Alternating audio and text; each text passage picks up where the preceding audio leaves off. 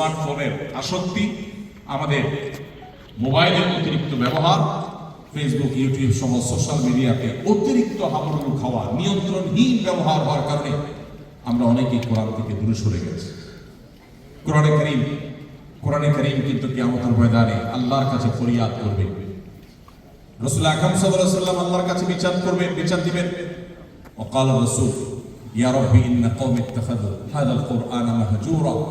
কিয়ামতের দিন রাসূল বলবেন, হে আল্লাহ, হে আমার রব, আমার এই জাতি, এই মুসলিম নামধারী মানুষগুলো তারা কোরআনকে পরিত্যাগ করেছে, কোরআনকে পরিহার করেছে। অনেকে আছেন এখানে শেষ কবে কোরআনটা হাতে নিয়ে একটু তেলাওয়াত করেছেন বলতে পারবেন। অনেকে এখানে আছেন শেষ কবে একটু আল্লাহর কালামটা সুন্দর করে মুহাব্বতের সাথে আদায় করেছেন, তেলাওয়াত করেছেন আপনি জানেন না। আপনার মা অনেক কষ্ট করে কোরআন শিখিয়েছেন, বাবা শিখিয়েছেন, মক্তবে শিখিয়েছেন, আপনি আল্লাহর কালামকে ভুলে গেছেন। আপনি সোশ্যাল মিডিয়াতে, ফেসবুকে ঘন্টা সময় দিচ্ছেন, যেখান থেকে আপনার 2 পয়সার কোনো দুনিয়ার লাভ আসে না, আখিরাতের লাভ তো আসার প্রশ্নই ওঠে না। সেখানে আপনি ঘন্টায় ঘন্টা আপনি ব্যয় করছেন, অথচ কোরআনকে আপনি ভুলে গেছেন।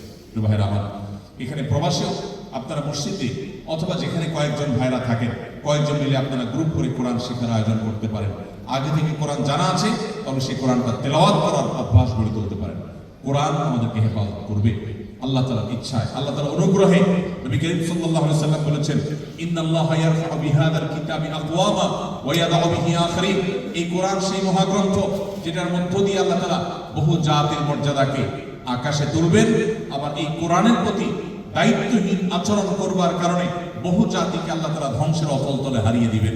আজকে মুসলিম বিশ্বের যে দুরবস্থা, পৃথিবীর চতুর্পাশে তাকালে দেখে আমরা উম্মার আর্তনাদ শোনা যায়, উম্মার জুলুম এবং নির্যাতনে নিষ্পেষিত হওয়ার আওয়াজ আমরা শুনতে পাই।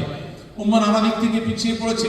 উম্মার এই দুরবস্থার অন্যতম প্রধান কারণ হলো আজ মুসলিম মিল্লাত কোরআনকে পরিহার করেছে। ভাইরা আমার, এই জন্য কোরআনকে এবং সেই সাথে রাসূল সাল্লাল্লাহু আলাইহি ওয়াসাল্লামের হাদিসকে আমাদের ধারণ করতে হবে, চর্চা করতে হবে। বিশেষ করে এই ধরনের পরিবেশে যেখানে শিরক, কুফর, আল্লাহর প্রতি অবিশ্বাস চতুর্দিকে হচ্ছে, বেশিরভাগ মানুষ অবিশ্বাসী, সেই জায়গায় আল্লাহর রহমত পেতে হলে আপনাকে কোরআনকে আঁকড়ে ধরতে হবে। এটা আপনাকে ওই পরিবেশের ক্ষতি থেকে রক্ষা করতে সাহায্য করবে ইনশাআল্লাহ তাআলা। তাহলে